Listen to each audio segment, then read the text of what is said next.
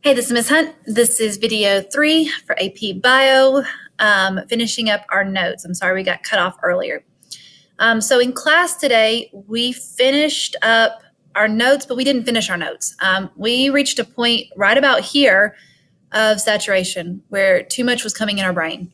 So some of us stopped and we started on the packet, the POGIL. So I recommend starting on the POGIL, okay? The POGIL helps us understand like what we're supposed to be focused on. And I feel like our notes are going too in depth on some things. You're going to see ligand in here. You're going to see the cell communication from our drawing from yesterday. That should look really familiar from the drawing. Do you see which one's autocrine? Do you see which one's endocrine? Can you recognize these? So we stopped here.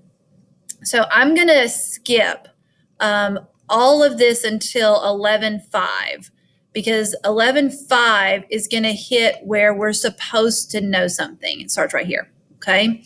11.5, I know for sure we have to know about apoptosis. So let me go through this. So I've skipped some. This should help us focus into what we really need to know and go through, because it was getting a lot of redundancies. And if I said cell signaling transduction again, I don't know. I was just growing. I looked across the class and I saw everybody just kind of glazed over. So hopefully this kind of helps. All right, so we're going to view presentation. Let's talk about apoptosis. Did you like the way I said that? Come on, presentation.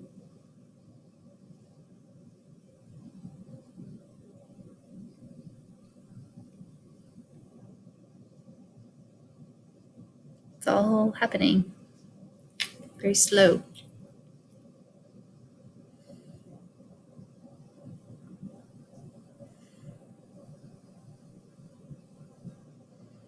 Okay, there we go. All right, so we are talking about a signal happening, a reception of that ligand coming in to the receptor protein, and then a transduction and what happens afterwards. So in apoptosis is a programmed death of the cell. So we're asking that cell by programming it to kill itself. I know it sounds really weird.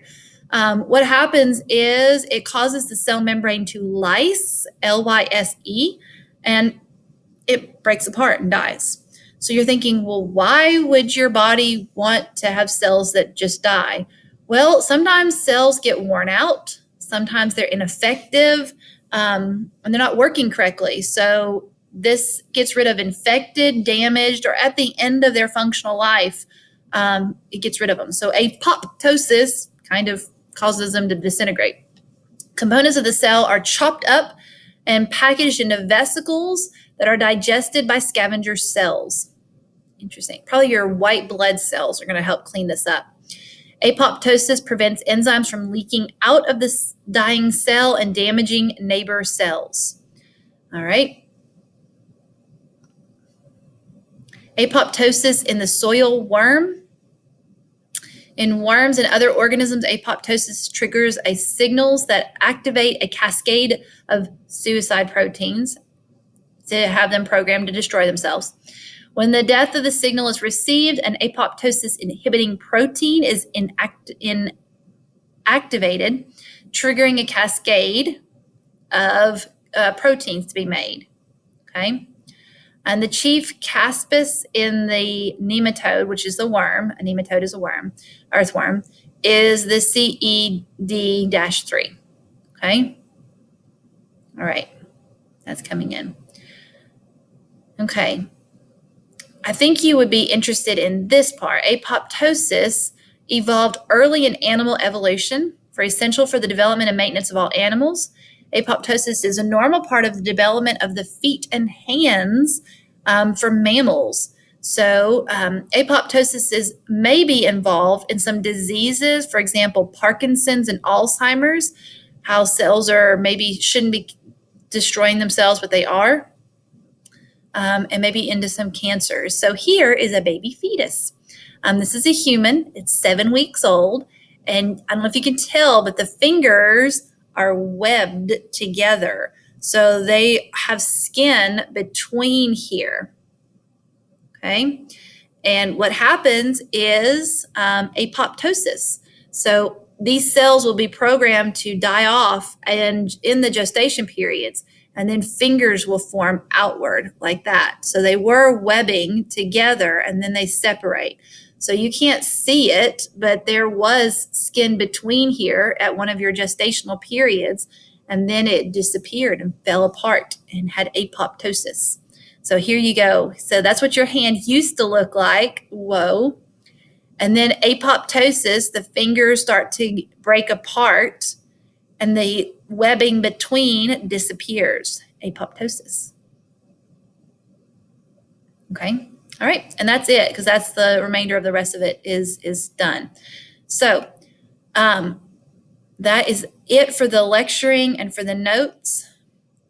Trying to exit out of here. Okay. All right, so that should cover you for Monday and Tuesday.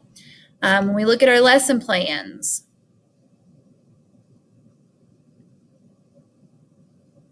Wednesday, we're supposed to do this. Wednesday is also applied to college day. So if you haven't talked to your counselor, do it. Call, email, talk to your counselor to make sure you get in that apply to college day. All right, so Wednesday, you do your POGIL. Thursday, you have a reading, and there's like, I don't know, 7 questions or something after the reading that's on there. I put on the Google Classroom. Make sure you're watching the AP videos on the AP Classroom. Those are great. They're probably better than my lecturing. I hope so, because they're the experts. This is my first year teaching it, so they should be experts on it. If you get a chance to watch my Octopus Teacher, it's great on Netflix. And maybe you can relate it, especially when the octopus changes colors, the fight and flight reflex, there's cellular regeneration. How does that signal travel? There's so much to be able to talk about.